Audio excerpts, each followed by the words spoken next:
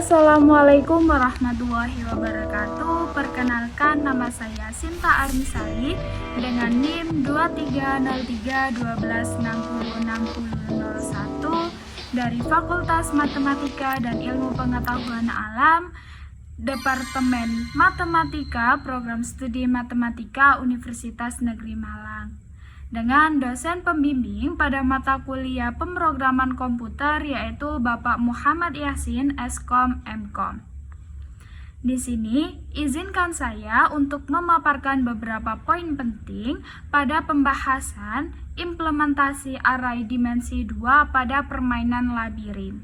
Jadi, di sini saya akan membahas beberapa poin penting yaitu latar belakang, tujuan, flowchart dan algoritma, kode program, hasil running program, dan yang terakhir adalah hasil dan pembahasan.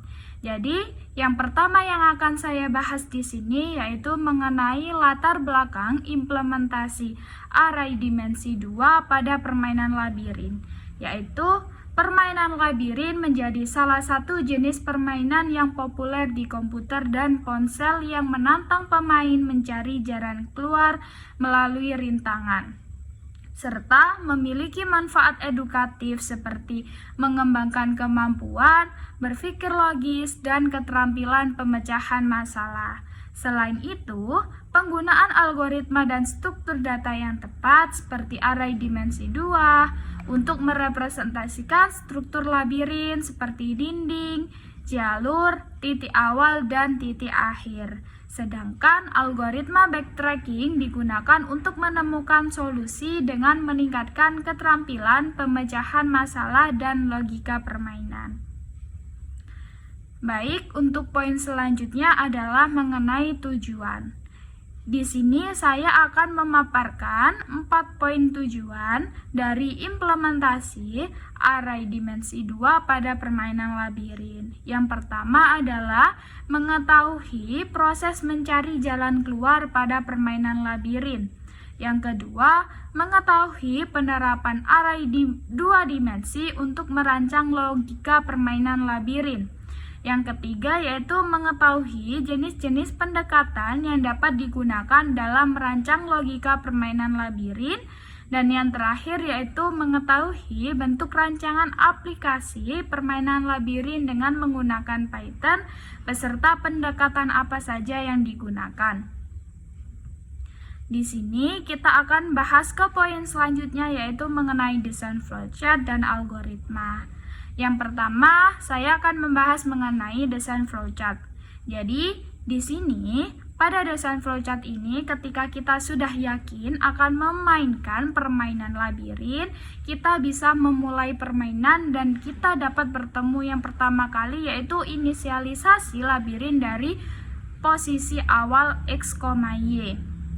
Dan yang selanjutnya kita dapat memulai dengan periksa setiap arah untuk mencari jalan keluar sesuai dengan tujuan yang akan kita gunakan pada permainan labirin yaitu mencari jalan keluar dari semua rintangan yang akan kita hadapi. Yang pertama yaitu periksa apakah langkah ke arah tersebut valid, seperti ke arah atas, ke arah bawah, ke arah kanan maupun ke arah kiri, bukan dinding. Yang kedua, yaitu jika invalid, pindah ke posisi baru sehingga pemain dapat menemukan jalan keluar.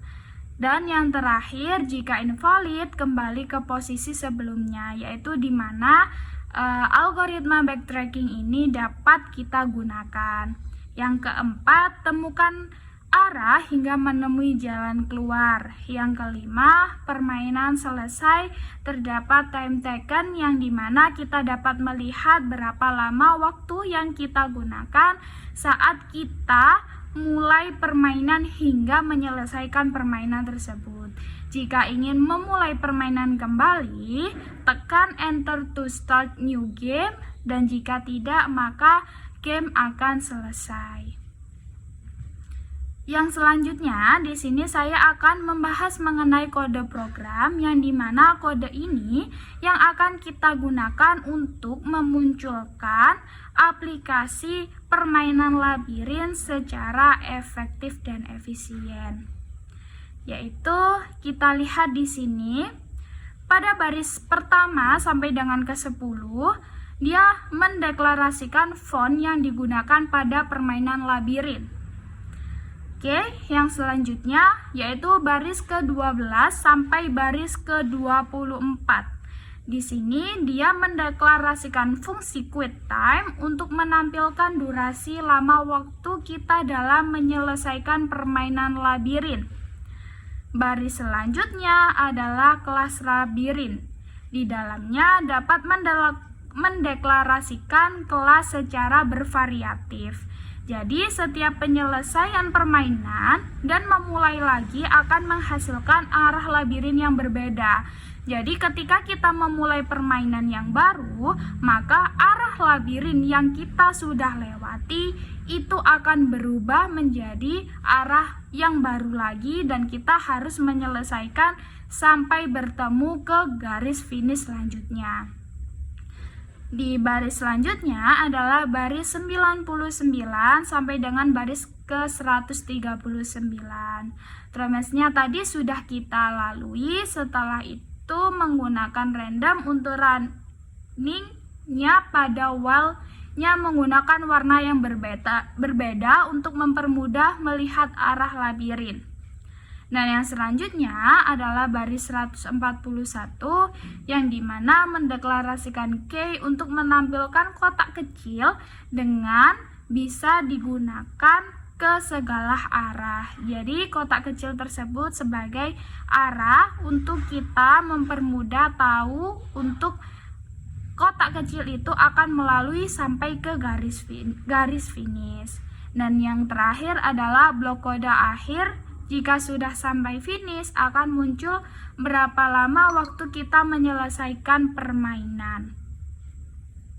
Jadi seperti itulah kode program yang digunakan untuk mendeklarasikan permainan labirin ini. Baik, untuk selanjutnya di sini ada hasil running program. Di samping kiri ini adalah hasil video yang dimana pemrograman ini akan dijalankan. Di sini bisa kita lihat program mulai dari awal hingga ke titik akhir atau ke garis finishnya. Dan yang terakhir di sebelah kanan ini adalah time taken, di mana tadi berapa lama waktu kita dapat menyelesaikan permainan labirin. Jika kita ingin memainkan kembali, maka bisa press enter to start new game. Jika tidak, maka kita akan keluar dari permainan. Dan yang terakhir di sini adalah hasil dan pembahasan. Yang pertama adalah representasi labirin. Labirin dipresentasikan menggunakan array 2 dimensi yang memudahkan pengelolaan struktur dan visualisasi jalur serta dinding. Yang kedua adalah algoritma penyelesaian. Algoritma backtracking berhasil menemukan solusi optimal dan mengatasi jalan buntu, memastikan pemain dapat menyelesaikan labirin dengan bantuan sistem.